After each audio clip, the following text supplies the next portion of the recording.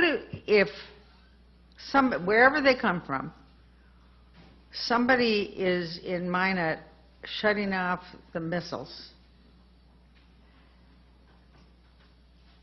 Why?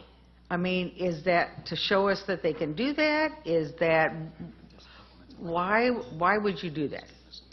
Can I try that? First of all, the world is facing a crisis right now about nuclear weapons. I don't have to remind you about Right.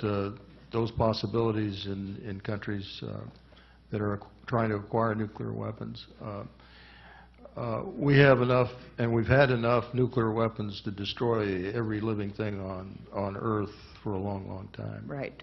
And it would not take much to start a nuclear war, in my opinion. And that risk is getting worse. So I do believe that, and I think they are extraterrestrial, and this is just my opinion, that they are here to at least point to the fact that we are on the verge of annihilation, of suicide, if you will, our own civilization.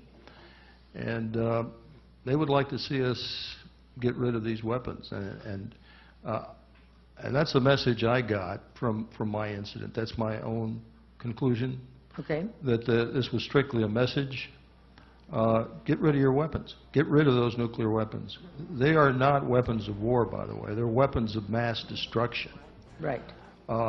They would never be used in a real war because it would just be a complete suicide for civilization, like I said. Anyone else want to jump in? Yes. Sergeant Scott? Yeah, in June of 2001, President Bush came on scene on ABC News, and it was carried throughout the networks and in Popular Mechanics magazine. He had with him a general from the Air Force, and he was announcing that the general was going to be the head of a new military force called the Space Force. And they were going to build this force and also put a military base on the moon. Now, nobody questioned him on why, what was the purpose for that. But then September 11th comes around, the terrorist attack comes, this general is posted as the chairman of the Joint Chiefs of Staff, and the Space Force never comes about. The question I have still, why did he want to create a new military force for outer space unless there's a threat? We have a space force. It's in existence. And it's been written about extensively. It's there. Okay, good. All right. Illegitimate. My question is, what should they have done, and what should we start insisting the Air Force do? They should have been honest about it. They should have couldn't agree been more with straightforward honesty. about it and let the people handle it. This belongs with the people. The people should decide something of this import and not a small group of individuals in and out of government, which is what is going on right now. There is a small group of individuals inside government and outside government that are controlling this phenomenon.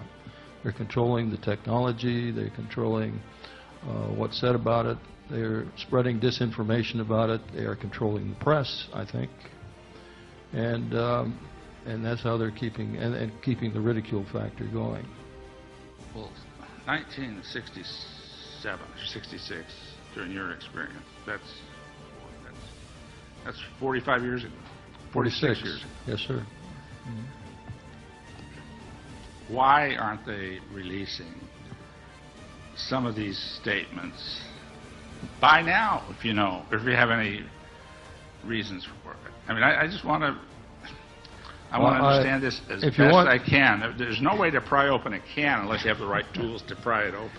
If you just want my opinion, I'll be glad to. Yes, well, that's what I'm asking. I want to know an anybody opinion. else's opinion if you have one. I do think it's about power and greed. It is not about concern for public safety.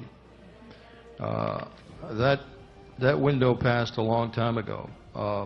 But right now, because they have discovered so much about of the technology, and many other things regarding to this phenomenon, including paranormal subjects like